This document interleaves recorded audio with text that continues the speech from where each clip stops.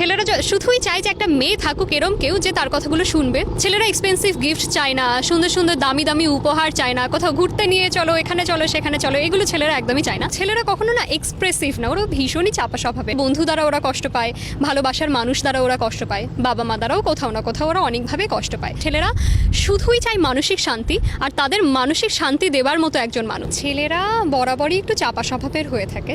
ওরা ওদের কষ্ট, ওদের কান্না কখনো না এক্সপ্রেস করে না। সে ওয়াইফের কাছে হোক, সে তার মায়ের কাছে হোক, বাবার কাছে হোক, ভাইয়ের কাছে হোক, বন্ধুদের কাছে হোক, ছেলেরা কখনো না এক্সপ্রেসিভ না, ওরা ভীষণই চাপা স্বভাবের। আর ওরা এত স্ট্রং হয়ে থাকে, মানে এত শক্তপোক্ত হয়ে থাকে মানসিকভাবে, ওদেরও না ভীষণ কষ্ট।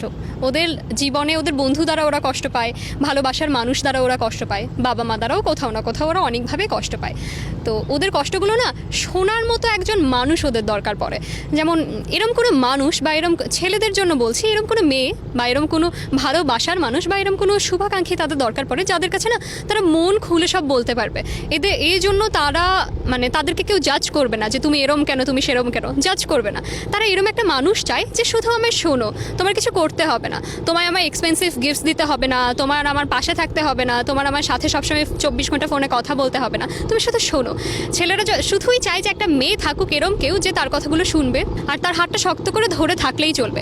ছেলেরা এক্সপেন্সিভ গিফট চায় না, সুন্দর সুন্দর দামি দামি উপহার চায় না, কোথাও ঘুরতে নিয়ে চলো, এখানে চলো সেখানে চলো, এগুলো ছেলেরা একদমই চায় না। ছেলেরা যেটা চায় সেটা শুধুই মানসিক শান্তি। ছেলেরা সবসময় এরম একজন মেয়েকে চায় যে মেয়েটা শুধু পাশে বসে থেকে তার হাতটা শক্ত করে ধরে বলুক আমি ছিলাম, আমি আছি, আমি রয়ে যাব। ছেলেরা সব থেকে বেশি খুশি কখন হয় জানো, বা সব থেকে বেশি পূর্ণতা অনুভব কখন করে, যখন একটা ছেলে 0 পয়েন্টে থাকে, ছেলেটার কাছে কিছুই থাকে না। ওই মোমেন্টে যদি কোনো মেয়ে ওই ছেলেটার হাত ধরে বলে আমি ছিলাম, আমি আছি, আমি রব, তুমি শুধু এগিয়ে যাও, ছেলেরা দুনিয়ার যাকেই ঠকিয়ে থাকুক না কেন ওই মেয়েটাকে কখনো ঠকায় না।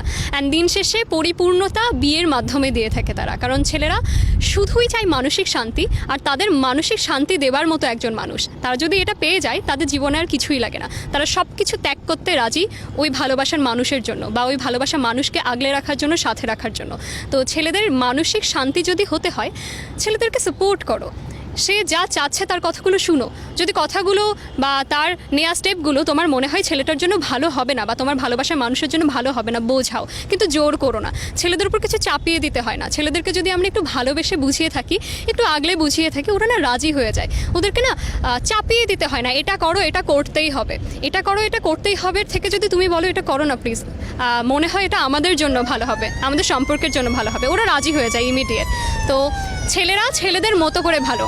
ছেলেরা যখন বলে থাকে যে আমায় একটু একা থাকতে দাও, আমায় একটু একা সময় দাও, তখন কখনোই বলতে হয় না যে কেন, কি হয়েছে, আমি কিছু করেছি কিনা, সে কিছু করেছে কিনা, ও কি করলো, সে কি করলো, একদম না। প্রশ্ন করো না, ছেলেদেরকে একা থাকতে দাও, একা থাকার সময় দাও।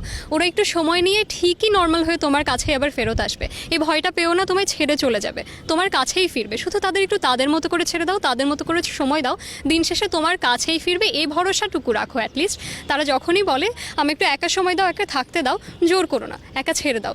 শুধু তাকে আশ্বাস দাও আমি তোমার সঙ্গে আছি, আমি তোমার পাশে আছি, what ever the situation is. সময় যেরমই হোক, সিচুয়েশন যেরমই হোক, আমি তোমায় ছাড়ছি না। সময় নাও, 1 দিন নাও, 2 দিন নাও, বড় জোর হলে তুমি 3 দিনই নাও, কিন্তু ফিরে এসো। দেশে দেশে সবার সাথে দ্য নিউজ।